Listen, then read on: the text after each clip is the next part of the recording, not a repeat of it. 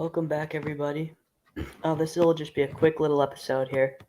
We're just gonna go over what just transpired in Ann Arbor, Michigan, which was a thorough demolition of a top 10 program at the hands of the Michigan Wolverines.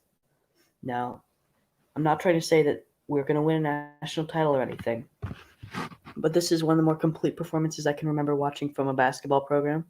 And I'm not just saying that because I'm a Michigan fan. From the jump, Michigan looked good, and even though at the start of the game it was relatively close, uh, even being 26-23 late in the first half, Michigan pulled away dominantly uh, through the break and then after halftime. Uh, Eventually, Michigan went on a 41-6 run, and things got so bad it was 69-29, and Juwan Howard called a pity timeout to get some bench guys in, which kind of slowed our own momentum. But Michigan it was all Michigan tonight. As you can see, holding Nate Ruvers, the stud forward on Wisconsin, to 2 for 9 shooting, 0 for 3 3-point. That was all Hunter Dickinson's defense. Micah Potter had a decent game, but Brad Davidson and Aleem Ford were completely stymied as well. And Dimitri Trice went off for 20, but somehow that didn't matter. Michigan was just too good tonight. Now, if you go over to the Michigan side, Livers efficiently put up 13. Dickinson with 12 on one of his worst offensive games, I'd say. And he also had 6 rebounds and 3 blocks. The blocks, Michigan had a block party tonight with 6 in the first 10 minutes, and we finished with 9 in the game. Franz Wagner played really well. He had 15 points on 7 of 10 shooting. And Eli Brooks, not his best game, didn't really matter. He was able to defend Dimitri Trice. Mike Smith looked outstanding tonight with 6 assists. And his 4 turnovers were not they didn't hurt us very badly. Now, if you go to the bench, it's not super impressive. That is the weak point of this team. But Chaundi Brown was energetic and hit a 3, and as well as Brandon Johns. Austin Davis returned tonight. He'd been out for 5 games with plantar fasciitis, and he was decent. He needs to work on his defense, but that'll come. And the rest of the bench guys got in when Juwan Howard put them in with about 3.5 minutes to go.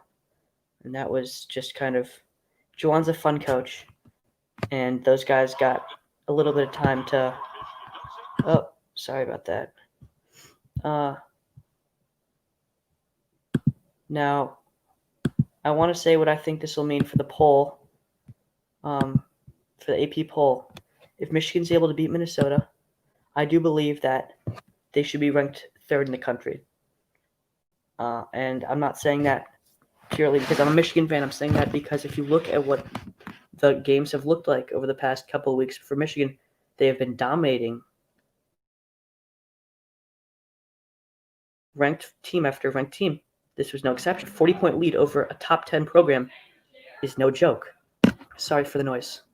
Now, obviously, there's going to be some people that say, hey, Iowa's still really good. Iowa is still really good. Michigan doesn't have 2 losses.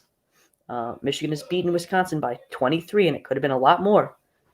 I think Villanova's gone on a long enough COVID break where Michigan should justifiably be put ahead of them. And Kansas not looking too good tonight. So all the teams in front of Michigan, with the exceptions of Baylor and Gonzaga, are teetering a little bit. And Michigan hasn't teetered at all. Another dominant performance, another defensive masterpiece, another offensive clinic. This team is clicking on all cylinders, and there's no reason why it should stop anytime soon. Now, that is going to be it.